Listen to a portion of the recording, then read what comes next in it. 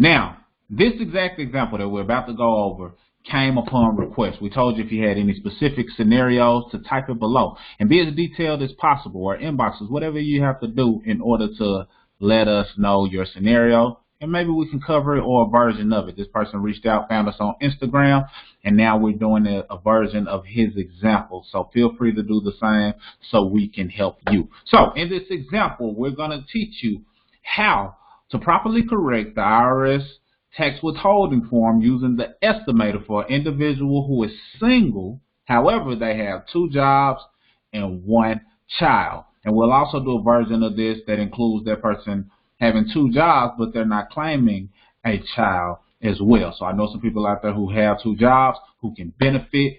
So let's dive in. Hello, you got Mr. and Mrs. Smith. And as I stated in this video is an individual who is single, but they have 2 jobs and they have a child. So let's dive in. Let's talk about it.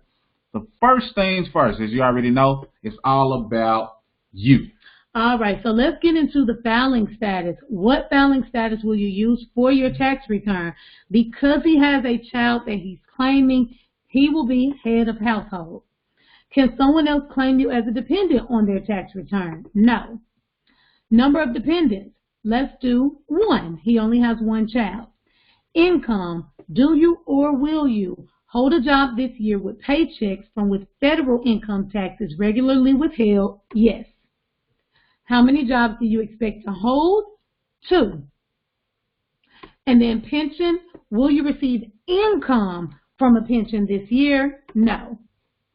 And then, of course, the IRS wants to know if there's any other types of income that you're going to receive, like Social Security, grants, unemployment. We're just going to put no. And then as far as the demographics, he's not 65 or older, not legally blind, so we're going to leave all of these blank. Income and withholding. This is where it gets interesting. Enter your income and withholding for each job and or pension you will earn income from this year. Each job should be entered separately. The order in which you enter them does not matter. The estimator does not support decimal. Round all numbers to the nearest dollar value.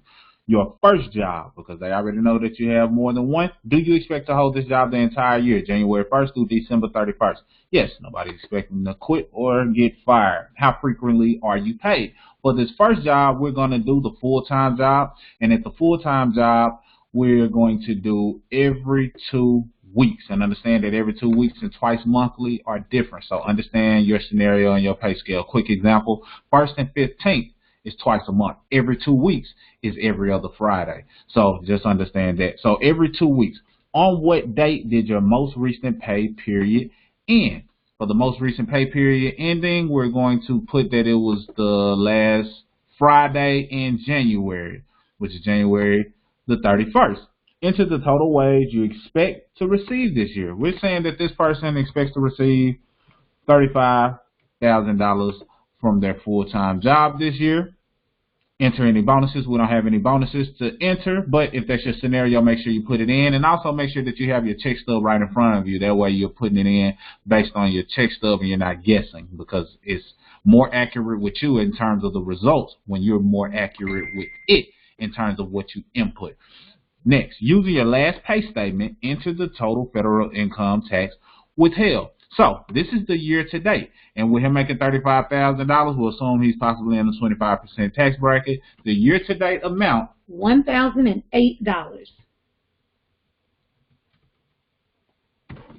$1,008, and then from the very last check, $336. $336, and remember, they do not support decimals, so just enter whole numbers. Round to the nearest. Did you or will you contribute to a tax-deferred retirement plan such as a 401k? In this example, we're going to put no. But keep in mind, if it's something you're unsure about, they have a blue question mark at the end that you can always click and get a further elaboration on it to see if that situation fits you. If it does, fill it out accordingly. Did you or will you contribute to the HSA, FSA, pre-tax child care credit account, or other cafeteria plan.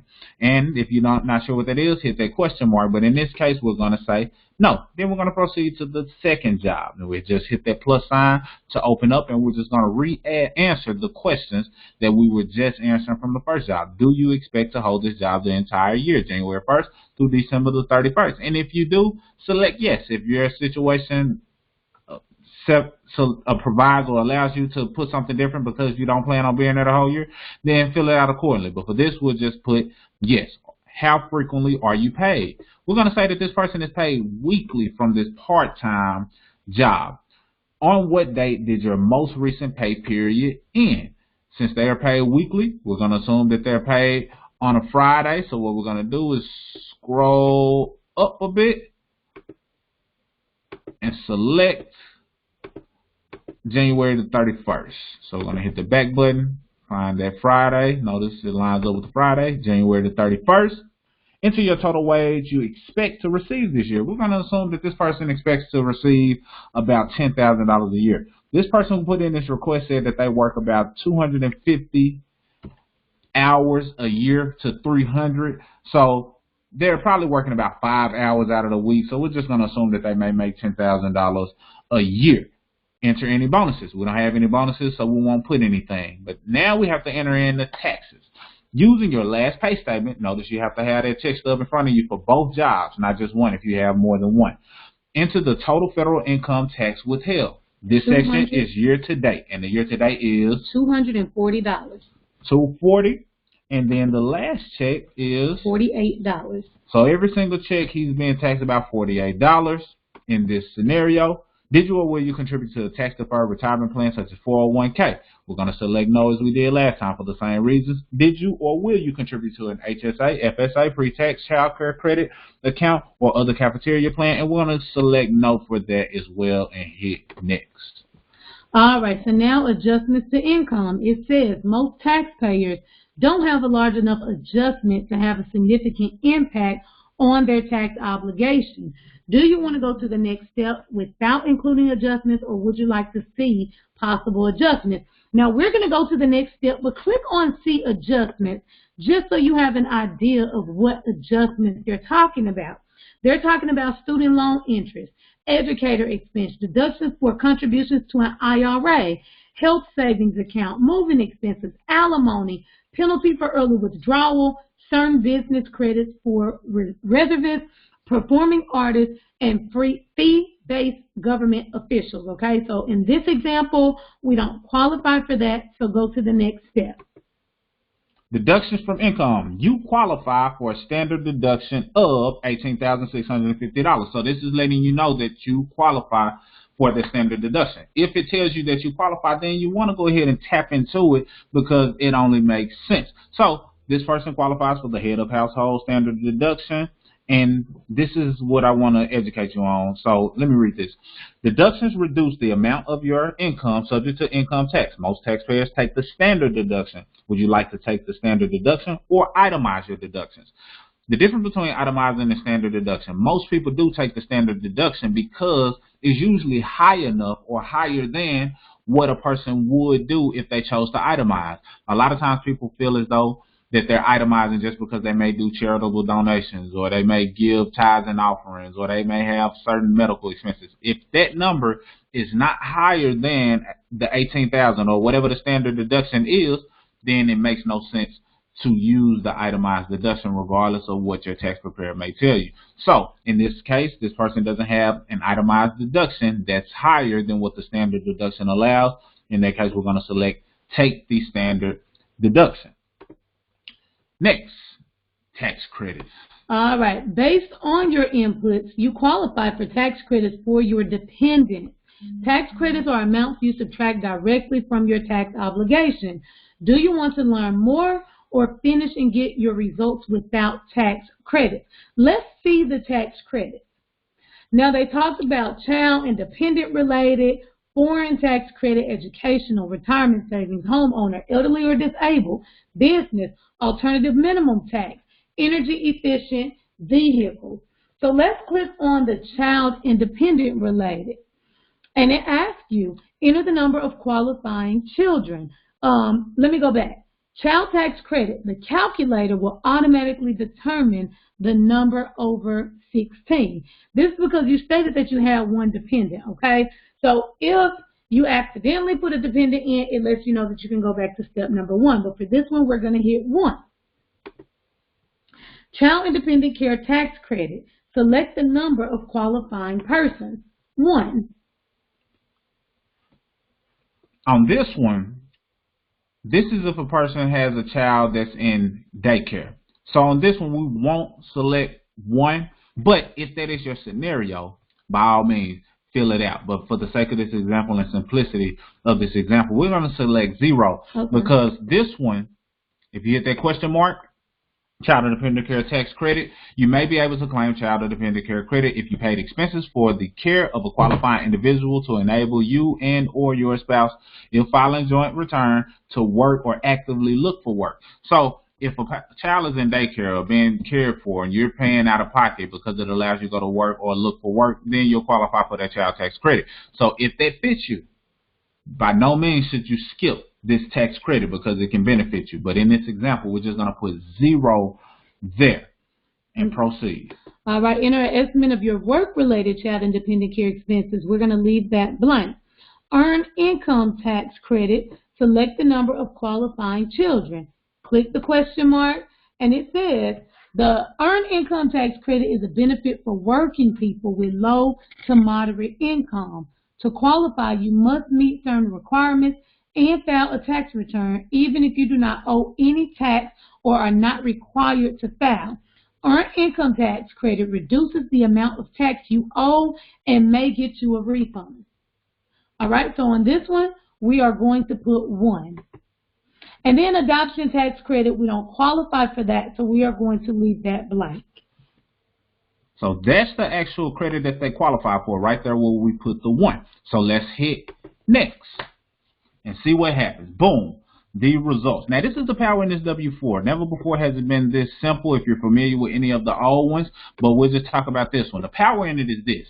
You put in your numbers, and this is why it's important to be accurate, because it'll spit out some results, and based on what you put in, your results will let you know confidently what to expect. So many times over the years, people have been fearful of filling out the W-4 because they're like, oh, I'm scared I'm going to owe. I don't want to owe. I don't want to owe. Well, now you know exactly what to expect based on what you put in. So I just want to give an overview of what it looks like. Once you get to the results page, you're able to see based on all the information you put in, so you can kind of, validate that what you put in was accurate. You didn't accidentally select single or married, when you should have selected head of household. And all of this can be printed out in order for you to keep it for your records. But the magic happens here in this section. It lets you know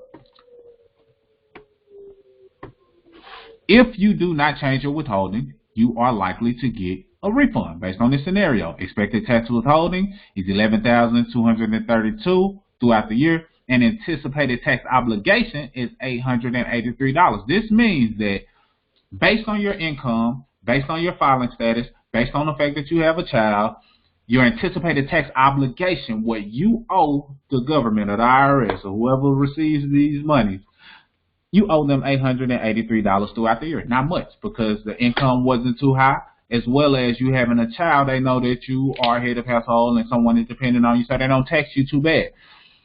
But throughout the year, based on your check stubs, you were going to be taxed, or $11,232 to be exact, is going to be taken throughout your checks throughout the year.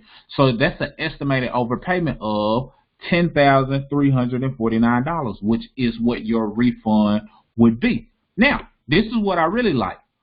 Right here, it says happy with your results, then you don't need to do anything. Want to adjust your results, use the slider below to select the approximate refund amount you'd like to get. So here's where you can alter what your results were to fit your liking. Some people may say, you know what, I want to keep that $10,000. I'm not going to change anything. I'm happy with my results. I want to keep that $10,000 possible refund. Some people may say, you know what, I want to do it a little differently. So I'll let the queen take that away, because I love how she drives home this point based on how we used to think and what we currently think. Yes, you guys. So if you look underneath the results, there's a little adjuster tool, okay, that you can slide. And it says that You can use this slider to select the approximate refund you'd like to get. Now listen, we used to tell a person previously, because I really want you to think about this. You're paying over $11,000 in taxes throughout the year, but your tax obligation was only $883. You're overpaying by over $10,000 a year. We used to tell people that was crazy. Why would you overpay over $10,000 in taxes, especially if you're the person who's late? You're the person getting hit with disconnection notices, reconnection fees, right? Late payment fees. Why would you overpay when you could be getting that money throughout the year? Adjust that W-4, slide that thing all the way down to zero, and get your $10,000 throughout the year. But we no longer give that advice because we understand different people, their situation is different. What we love is that now you have options. And so what we're here to do is just give you options. If you're the person that's like, you know what? I know that I'm going to be reckless if I was getting that $10,000 throughout the year. I would rather wait to the beginning of the year just because I know me. I know my lack of discipline. Then if that's you, hey, don't touch this form at all. Overpay the taxes throughout the year and get a large refund at the end of the year. But keep in mind, again, we're giving you options. So you can even decide, what if you decide, I'm going to take $5,000 of that throughout the year. I'm going to try my best to save, pay down my debt, invest. I'm going to just make smart decisions with the money. And I still want a refund at the end of the year for the other $5,000. Well, just slide that little dial over, and guess what? It adjusts your numbers of how you should fill out your form. So now it says your first job, go and adjust your W-4 form. You will need $191 withheld from each paycheck, which is $145 less than your current taxes. And on your second job, they told you will need $0 withheld, $48 less than your current tax withholding. So you're getting that whole $10,000 on that second job. So you're basically giving yourself an instant pay raise. You're giving yourself a raise based on how you want to slide that adjuster. All we tell you at the end of the day is make smart decisions with your money, you guys. This is over $10,000 that we're talking about. Do you know what you can be doing with that $10,000? You could be paying off debt. You could be saving. You could take a trip with your family. For some of y'all, it's been a very long time, or you've never taken a trip with your family. You can start setting up your future, setting up your kids' future. So at the end of the day, we just want you to be wise. We want you to make smart financial decisions. Some of you guys that follow us, you know that that's what we're all about. So if you need help, if you need a game plan, we can most definitely help you. Absolutely. And then keep in mind, in this example, you will still get that $5,000 in the form of a refund. Only half of it will be coming back to you throughout the year. And then the IRS made it even more simple. It tells you to get your desired result refund, what to expect monetarily, but it goes a step further and tells you, look, just download the pre-filled out W-4 form. Now you have the exact form that you need in order to hand it to your employer. You can download one for each job, and it's automatically pre-filled out based on you using that slider. And just to kind of paint a picture, $145 less being taken from this job and $48 less being taken from this job is what you'll be getting additionally per paycheck. So that will equate to about $300, about $290 to be exact, extra coming in from that first job, and then about $50 a week from that second part-time job. So that's $200 plus the other $290. You got about an extra $500 coming in per month, all from this adjustment. So the question is, what can you do with that extra $500, like the Queen stated? Can you put towards your emergency fund? Can you pay down debt? Can you save? Can you stash? Can you be frivolous a little bit from time to time? Or invest that money and flip it and grow it into more, which is what we recommend by giving people access to a money membership that teaches all of those strategies. But understand that you have options, and we'll give you the last example. Say, for example, you say, you know what, I want the whole $10,000 throughout the year because I don't want a refund at all. Okay. The IRS says, fine. Slide that baby over to zero. That way you break even with us, and we don't owe you. So we both break even with one another. And it lets you know what you need to do. Okay, to get your desired refund amount, you need 0 withheld from each paycheck. 336 less than your current tax withholding. And then this one didn't change. So now you're getting all of this money throughout the year. So that 10,000 that would be going towards, or you would get in a refund, you're now getting it throughout the year. So that's not quite, but almost $1,000 extra per month that's coming in, and all you have to do is download the pre-filled out W-4, turn it into your job. Because a lot of times we recommend this, keeping the bulk of your money, as long as you're going to be wise, strategic, use that money to build wealth. So understand the power in this W-4 form. This example was for a person who has 2 jobs, and now you see the simplicity of it. Share this with somebody else who you know who has 2 jobs, who has questions or hadn't seen a 2-job breakdown just yet. We're going to have this available, and let us know if you have an exact scenario, and if we're able to get to it like we were able to do for this person, then we'll be glad to do it, because we know if you need that example, so does someone else. All right, y'all, that's all we got. Mr. and Mrs. Smith, signing out.